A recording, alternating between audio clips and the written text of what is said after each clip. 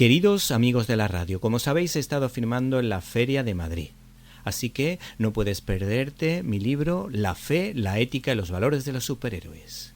El libro ideal para dar la batalla cultural con una sonrisa.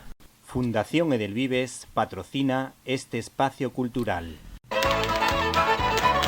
Fundación Edelvives patrocina este espacio cultural. Estás escuchando Directo a las Estrellas. Víctor Alvarado. Nuestro invitado esta semana tiene un oído total como si fuera el mismísimo Elton John. Compone como Mozart y Vivaldi. Hay quien dice que tiene algo de Ennio Morricone. Damos la bienvenida, como si fuera una fanfarria de John Williams, a Rodríguez. Javier Rodríguez Fraile, y es el autor de Oír de Cine, claves de la música cinematográfica, editado por EUNSA. Buenas tardes. Buenas tardes, Víctor. ¿Cómo compaginaste los estudios musicales con los de tu carrera? ¿Te consideras más músico o más profesor, o viceversa? Bueno, no, desde luego mucho más músico que cualquier otra cosa. De hecho, yo soy nacido en una ciudad pequeña, Pamplona, que entonces, en una época en la que no existían los estudios musicales universitarios. Y yo, a la vez que el colegio, estaba haciendo piano, y yo tenía claro que lo mío era ser músico. Pero digamos que mi padre era de otra época y me dijo, me parece muy bien que te guste el piano, pero tú vas a hacer una carrera por narices, ¿no? A ver, escogí filología porque era lo que menos menos me disgustaba, digamos. Disfrutaba mucho con el latín, por ejemplo, con la literatura. Y entonces hice filología, que no me costó estudiar, en el sentido de, que era un tipo de estudios que me gustaban mucho. El tiempo, de hecho, ha dado la razón a mis padres, porque en el sentido de que el alcance en esa época que daba tener una licenciatura universitaria no lo daba nunca, y creo que me da que no lo sigue sin darlo, una titulación musical, ¿vale? Pero creo que la cosa está cambiando a favor de los estudios musicales, pero vamos, yo nunca quise dejar de tener que ver con la música, o sea, de una manera u otra yo soy músico por los cuatro costados. Bueno, he visto que coincidimos en algún medio de comunicación, hemos colaborado ambos en Cinemanet. ¿En qué ha consistido tu labor? Que no lo desconocía, la verdad, hasta ahora. No, que va. En Cinemanet la historia viene ya yo creo que el segundo o tercer año en que se puso en marcha aquí en Barcelona. Conocí a Daniel Arasa, que es el gran organizador y mente preclara para estas cosas. Totalmente. Exacto. Y pidió colaboración a varios que nos manejábamos dentro del mundo del cine, de una manera u otra, con más o menos sabiduría o preparación, para ayudarle en el jurado, digamos, seleccionar la película con mayores o mejores valores familiares que estuviese estrenada el año pasado, y hasta ahí premiarla, ¿no? Y entonces consiste en, claro, ver muchas películas, seleccionar las más adecuadas y después discutirlas, porque es lo divertido, entre los miembros del jurado para ver cuál es la que se propone, ¿no? Sí. Y ya está, de ahí estoy desde el segundo o tercer año, llevo 20 y algo años ahí metido, o sea, disfrutando, vaya. Bueno, pues entonces espero que le puedas dar un saludo de mi parte, que ya lo he conseguido entrevistar en 2 ocasiones y hemos pasado un rato entretenido. Antes de empezar con la música, hablas en tu libro sobre el silencio y los sonidos. Por ejemplo, yo tuve la suerte de entrevistar a un experto en el cine de Robert Bresson que dice que lo más importante a veces en sus películas son ciertos sonidos. Por ejemplo, cuando ese señor intenta escapar de la cárcel, que es muy bonita esa película, vamos viendo que los silencios son tan importantes como las conversaciones que allí aparecen. Claro. ¿Qué nos puedes decir al respecto? Porque creo que hace referencia también, por ejemplo, cómo se expresa el silencio en los ascensores. Qué difícil tiene que ser rodar una escena con el tema del ascensor. El silencio es, de hecho, un fenómeno sonoro de primera magnitud. Son riquísimos los silencios. De hecho, he de reconocer que de hecho me encantan las situaciones de silencio. Mira, primero, echándole un poco de gracia al asunto, porque trabajo en un colegio y agradecer el silencio es una gran ventaja. No, bromas aparte, hay muchos tipos de silencios distintos. Todos los silencios tienen, digamos, una valoración expresiva. El silencio, por ejemplo, de una situación difícil en el que alguien acaba de decir, por ejemplo, una barbaridad y todo el mundo se calla como diciendo debería contestarle pero no me atrevo o lo que sea, ¿no? el silencio de los ascensores, en los que quizá lo rompen solo las conversaciones sobre el clima o sobre el tráfico y poco más, ¿no? Sí. El silencio, no sé, el silencio, por ejemplo, al rezar. Tú entras en una iglesia y todo el mundo procura, o el silencio en una biblioteca, que ayuda teóricamente a la concentración, ¿vale? O sea, cada situación de silencio, o cuando alguien ves ha estallado de rabia, lo que sea, o da un grito de terror o de susto, y entonces todo el mundo genera silencio porque es un silencio de expectación, como diciendo, ¿qué está pasando, no? Tienen diferentes valoraciones y, por tanto, depende también de su duración. Evidentemente, el silencio en este sentido, digamos que dura muy pocos segundos, esa expectación expresiva, ¿no? Enseguida se suele decantar hacia algún tipo de respuesta sonora, o hablar, o contestar, o incluso reírse, ¿no? Depende de la situación, ¿no? Pero el silencio es una situación expresiva muy jugosa y en el cine se puede aprovechar muy bien, ¿no? Sí, sí. Pues fíjate que yo, salvo el momento final de ponerme a leer por la noche o a rezar, como tú dices, me gusta el silencio, pero el resto del día, si no tengo silencio, pongo la radio porque estoy tan acostumbrado a escuchar ruido en la escuela, en la calle, en todos sitios, que a mí los silencios me incomodan. Luego quería preguntarte sobre cómo tiene que ser utilizada la música para ambientar en cada país, dependiendo de si va a un país o otro. ¿Crees que es bueno el uso de músicas típicas del país o se puede combinar con otro tipo de música?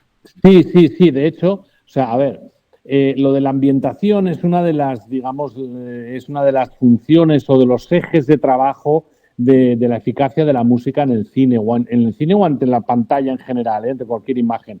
Y entonces, lo primero que necesita un espectador de cine son las coordenadas en las que va a entender lo que se va a producir a continuación, dónde se va a producir el drama. Entonces necesita dos contextos, el dónde y el cuándo, ¿no? No es lo mismo un asesinato ahora en el siglo XXI que un asesinato en el siglo XIV, ¿no? Y entonces y no es lo mismo una cosa más tribal que sucede en África que algo mucho más elaborado, porque igual es una conspiración que sucede en la política americana, ¿no? No sé. Entonces, el espectador necesita esas coordenadas, pero ya para empezar, ¿no?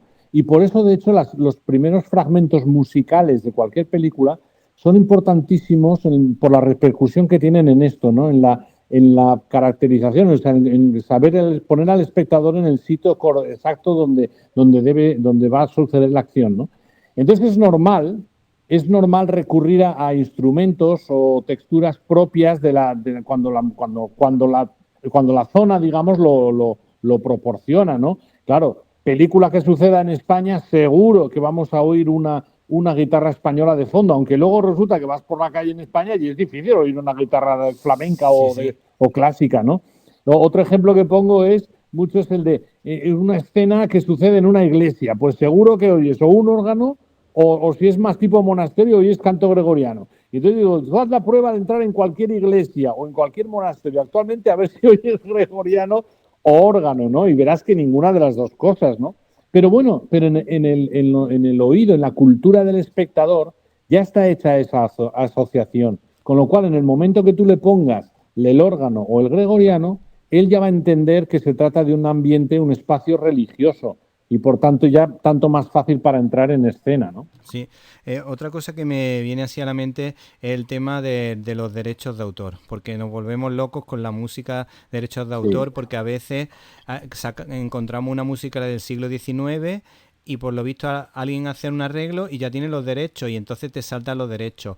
O por ejemplo... intenté buscar un himno tan bonito como el de Brave de Escocia, de la gaita escocesa, y por pocos años pues no puedes cogerla y dices, qué lástima que este hombre no se muriera antes. No, bueno, fuera de broma, pero es verdad, porque es un himno tan bonito que lo quieres utilizar sin que te salte los derechos de autor, porque no tampoco quieres enriquecerte con el programa, sino simplemente darle un toque y a veces te salta los derechos de autor. No te penaliza YouTube, pero te da un toque diciendo, oye, ¿qué estás haciendo? Pero es que a lo mejor una ráfaga de 20 segundos que sirve para expresar algo en la radio relacionado con el cine escocés, por ejemplo, o ambientado en Escocia. Sí. Sí, de hecho, a ver, no soy un experto en el tema de la legislación, porque tengo entendido que cada país un poco... Sí, cada país va de una forma distinta. Sí. Exacto, entonces todos tienen claro más o menos que la ley de la propiedad intelectual hay que protegerla, pero después en cómo se materializa eso ya va cambiando de sitio en sitio. Pero no soy muy experto, pero vamos, también tengo entendido, por lo que yo he leído, por ejemplo, de la legislación española, es que si tú aclaras, sobre todo referido, por ejemplo, a plataformas como YouTube, ¿no?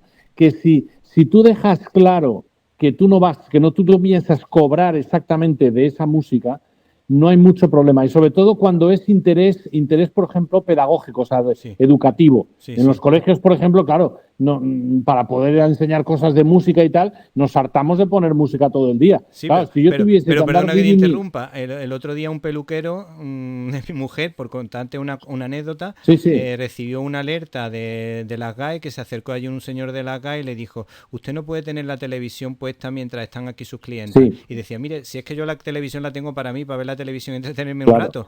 Pues nada, por lo visto tiene que pagar de derechos de autor si quiere que no le multen.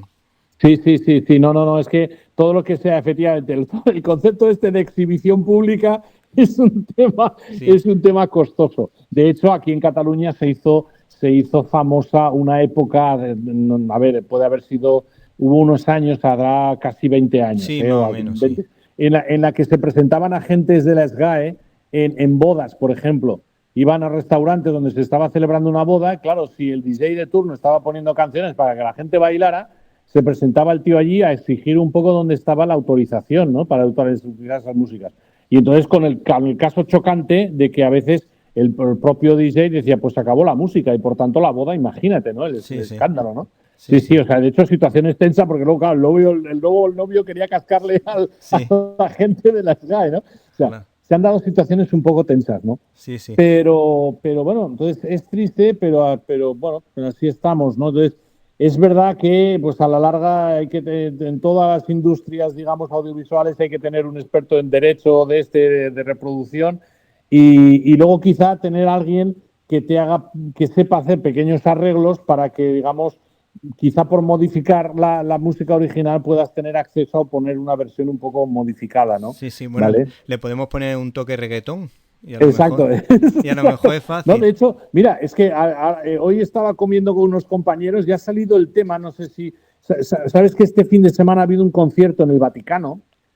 En el concierto en el Vaticano, y entonces todo el mundo mencionaba, yo no lo he visto, pero todo el mundo mencionaba la colaboración entre Andrea Bocelli y la cantante Karol G. Sí. Y entonces, y que habían cantado juntos la canción Vivo per lei, Vivo por ella. Vivo por ella, sí. Y entonces... Pero claro, todo el mundo comentaba que le habían añadido, supongo que para poder casar bien con el estilo más de Karol G, le habían puesto una especie de ritmo así por debajo al inicio de la canción y tal, y decían, claro, los puristas, los que les gusta la canción tal como es, decían que aquello era un asesinato, ¿no? O sea, como osaban poner un acompañamiento rítmico tan cutre, ¿no? Tan reggaetonero, ¿no? Sí. A una canción tan bonita como esa de Vivo per lei, ¿no? Pero, bueno, quizás ha sido la manera de poder decir que después los derechos...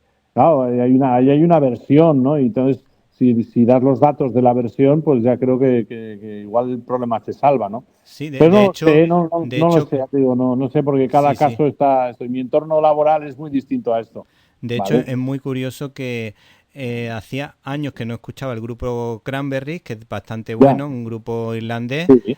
Y ahora lo han convertido en música máquina total, mezclando sus canciones, las canciones de Dolores O'Riordan, que era la vocalista. Sí. Sí. No, y de hecho te digo, y luego, entre nosotros, seguro que a este nivel profesional, seguro que ya las propias agencias, las propias discográficas ya gestionan esto. Esto va, digamos, para ellos forma parte de su trabajo y lo hacen rápidamente. También es verdad que hay un detalle.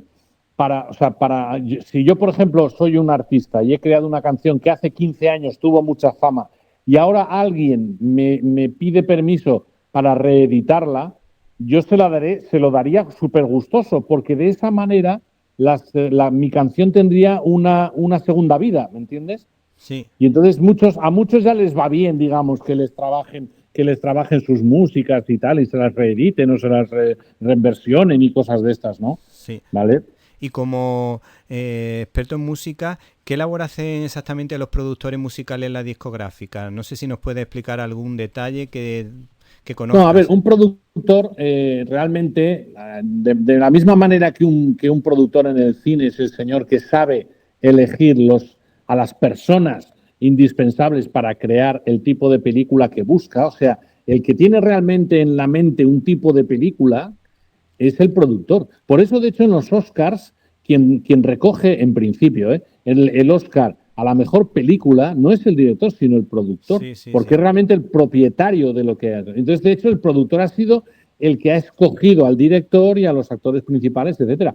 Vendría a ser un poco, si te fijas, como en los equipos de fútbol. Una cosa es el entrenador, pero por encima del entrenador está el presidente del club, ¿no? Que cambia, es el que puede cambiar entrenadores en función del proyecto deportivo que quiere. Pues con el cine pasa igual. Entonces, en la música, un productor es un señor que dice: el producto musical que buscamos se mueve en este entorno. Digamos que sabe interpretar al público, a los gustos del público, para decir, mira, deberíamos acercarnos o deberíamos buscar un sonido más cercano al pop o más cercano al rock o más cercano a lo que sea. Y en función de los artistas de que dispone, pues es más creativo o lo que sea. Claro, también hay productores como muy eficaces y poco creativos, entre comillas, y los hay, en cambio, que les encanta, vamos, echarse la manta a la cabeza y ser todo lo creativos que quieran y tal, aun a riesgo de no ser populares y, por tanto, no vender y, por tanto, no ingresar dinero, ¿no? Pero bueno, los hay más vocacionales, ¿no? Este año es una cifra redonda para Tiburón. ¿Cuál fue la clave del éxito de la película y cómo fue utilizada a tu juicio? Mira, Tiburón, hace poco vi un documental, etcétera, o sea, sobre la música de John Williams. Entonces, claro, Tiburón es una película muy interesante porque pasan yo creo que pasan como 20 minutos de película sin que tú veas ningún tiburón de nada. Tú solo ves los efectos del tiburón. Pero eso sí, cada vez que hay los efectos del tiburón, tú oyes una música en concreto. Claro, a los 20 minutos, con solo oír la música, tú ya te pones nervioso, porque ya sabes, ya está. ¿Entiendes? Mira, con mis alumnos suelo trabajar mucho la escena en la que se produce el primer ataque en la playa, visible, digamos, ¿no? Y entonces, claro, el tiburón, digamos, la música del tiburón no aparece hasta coincide de hecho con la visión submarina. Hasta entonces solo se ha visto las imágenes desde la playa y en el agua, ¿no? Que es lo que mira el vigilante no recuerdo el nombre del personaje, pero bueno, el vigilante que está nervioso porque es el único que parece preocupado por los ataques de un tiburón. Rod Steiger. Exacto. Entonces, cuando realmente aparece el tiburón de verdad, entonces resulta que la cámara ahora es submarina y es entonces cuando entra el famoso tema de John Williams, ¿vale? Que solo 2 notas, ¿no? 2 notas desarrolladas con un ritmo determinado y con una orquestación determinada que efectivamente pues ponen los pelos de punta. Pero no quizá porque el tema en sí sea muy fuerte, sino solamente por eso, porque ha ido asociado a situaciones un poco desconocidas, trágicas todas, y entonces, claro, llega un momento que con solo esa música ya lo pasas mal. Sí. ¿Vale? En una ocasión escuché al sabio Andrea Morós decir que en la clave de la banda sonora podemos decir que se inicia a través de Puccini, pero también he visto que en tu libro hablas de Wagner. Que nos quedamos, no sé, puede ser que los dos tuviesen esa visión. ¿Qué destacaría en tu caso con la figura de Wagner y los personajes que aparecen en su ópera? Yo, de hecho, si te digo la verdad, Víctor, tengo una teoría todavía un poco más salvaje, y es que creo que aparece en el libro, porque necesitaríamos como más indagación, o sea, más investigación, que es el hecho de que tengo la teoría de que la música clásica del siglo XIX va corre al encuentro de la imagen, ¿vale? Sí. El siglo XIX es el siglo del desarrollo de la ópera, tanto la italiana como la alemana, es el desarrollo de formas como el poema sinfónico, poemas musicales muy libres, pero que todas buscan un poco el peso de lo expresivo, lo emocional, y a veces buscando pues precisamente señas muy visuales. Por ejemplo, Mussorgsky, cuadros de una exposición, la Sinfonía Fantástica o también lo de Una noche en el Monte Pelado. O sea, hay una serie de títulos en la música clásica, ya en el siglo XIX, que dices, bueno, tú me estás diciendo algo que en el fondo debería imaginármelo con la música.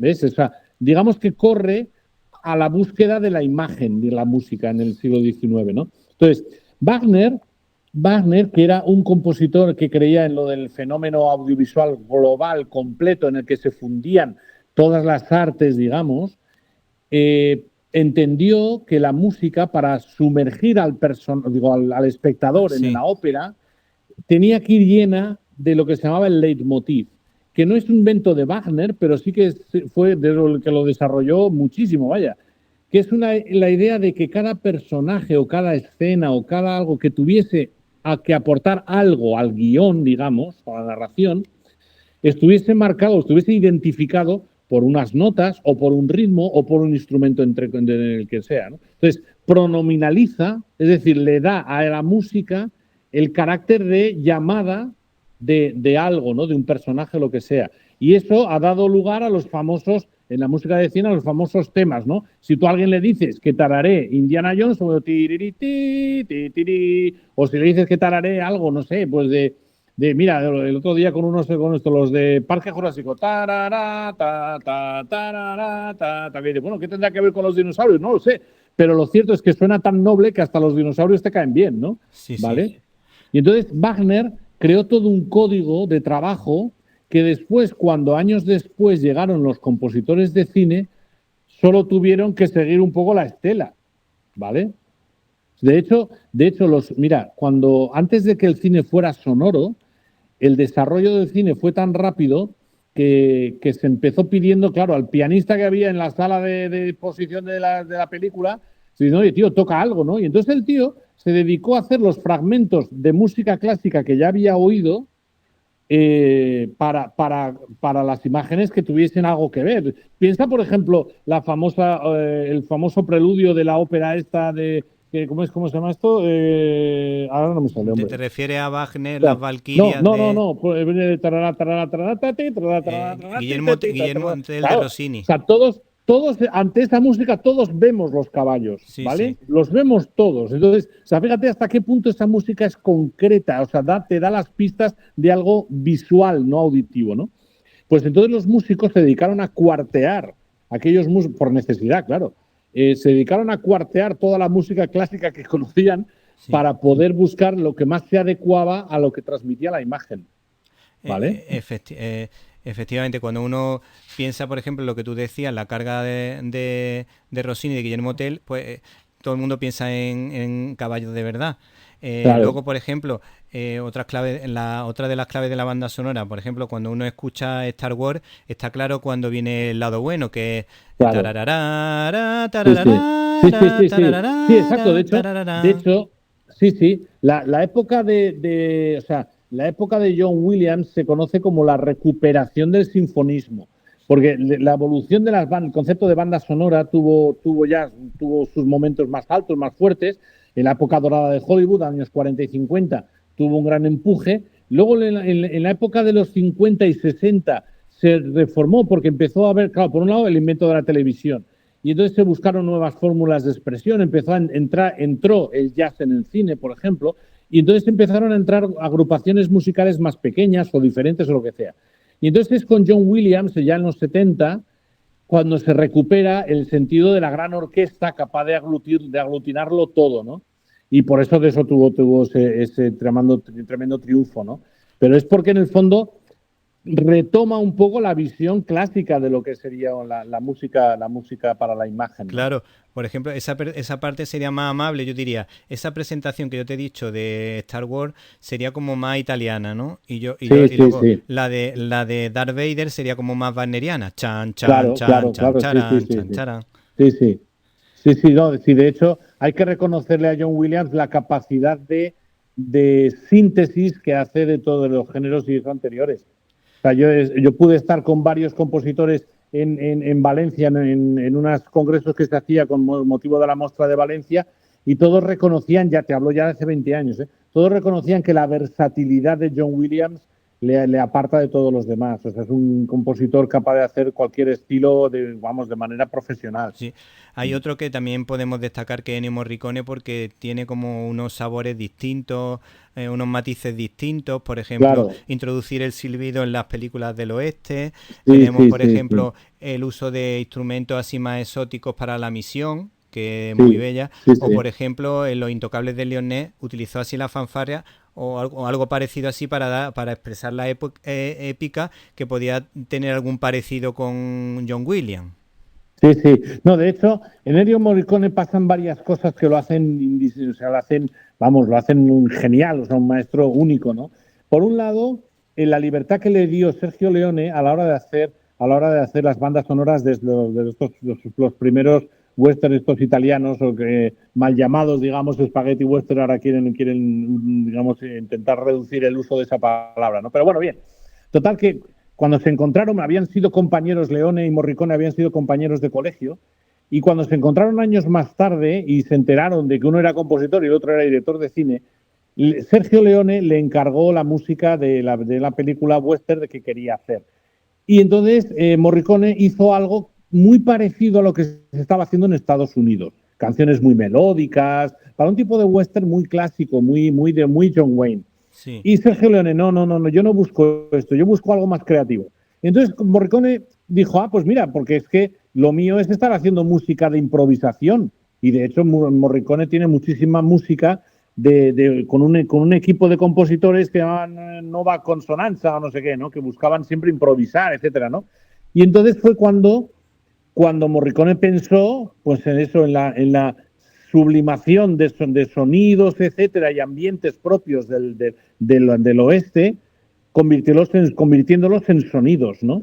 Sí, Y sí. entonces es cuando, claro, se le ocurre de hecho meter la guitarra eléctrica que suena un órgano, suena todo aquello. Son músicas que entran en lo simbólico, no en lo real, digamos, del oeste, ¿no? Sí, sí, sí, sí. Vale.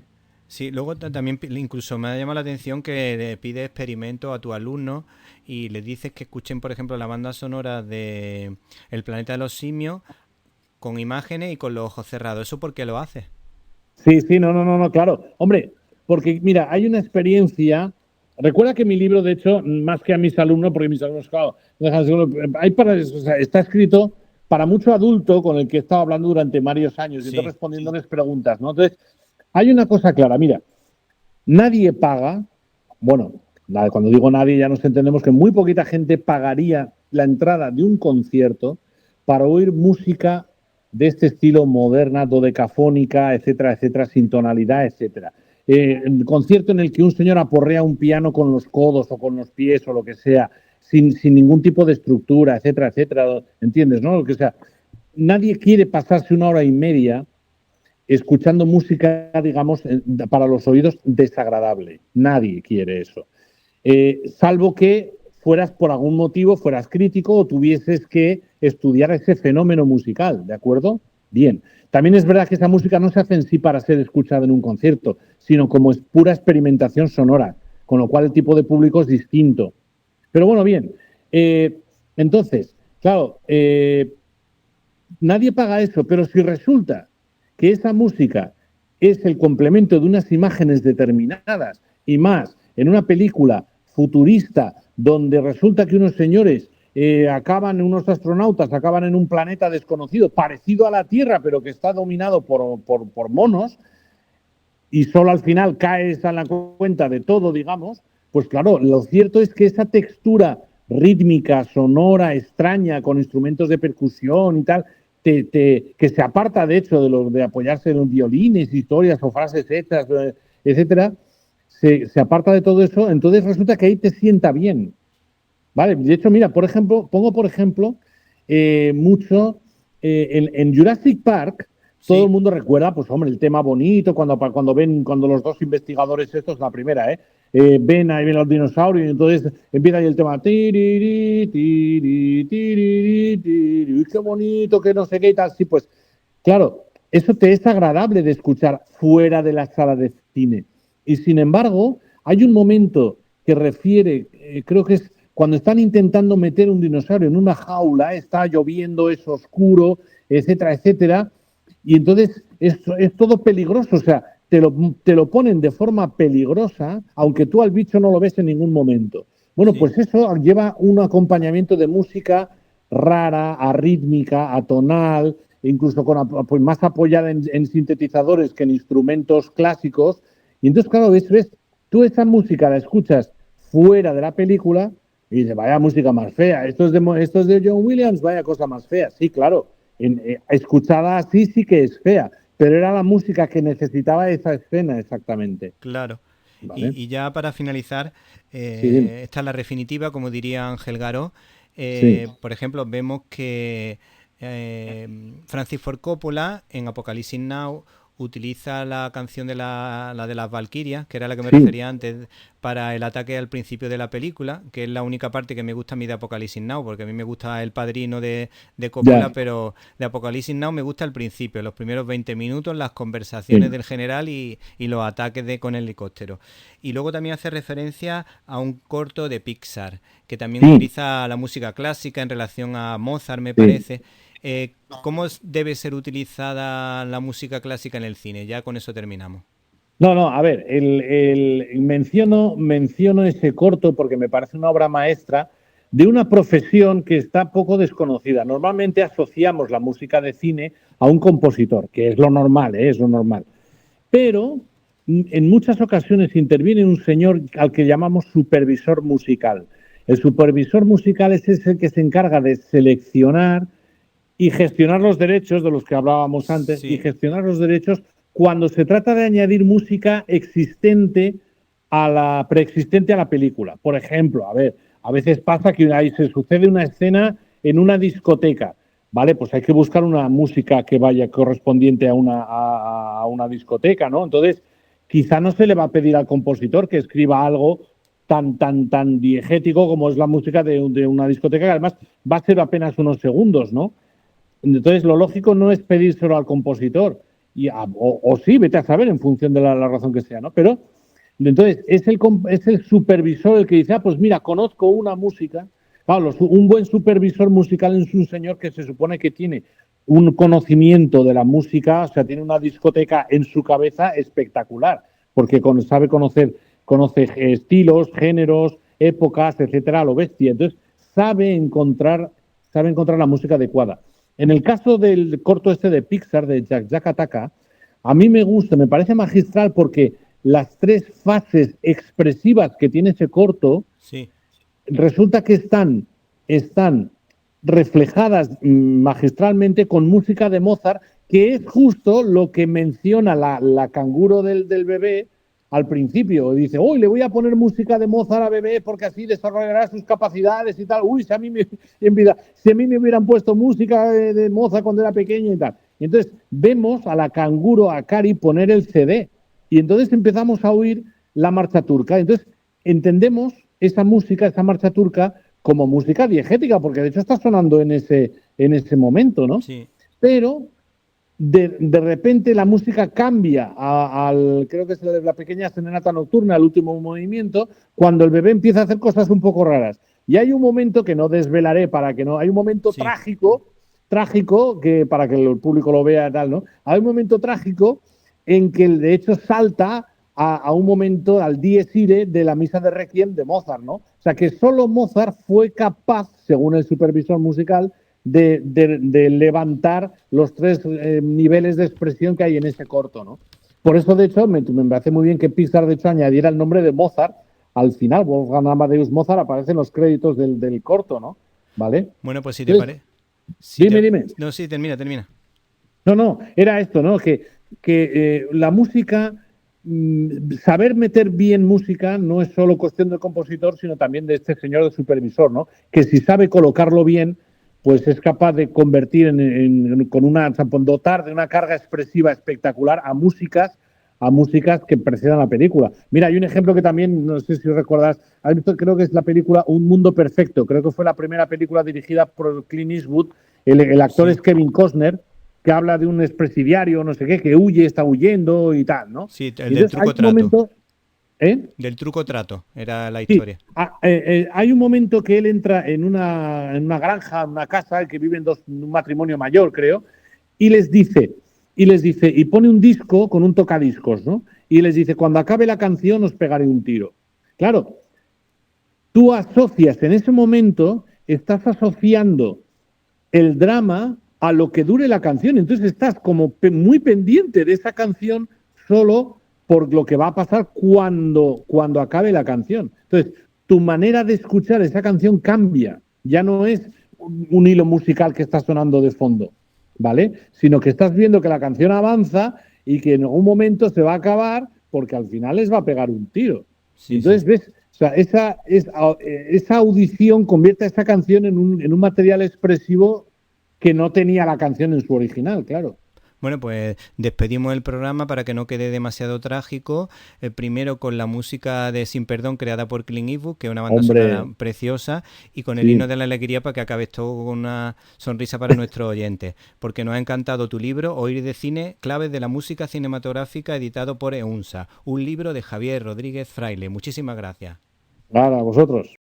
Y si te gustó este comentario, puedes suscribirte en nuestro canal de YouTube, Cine y Libertad.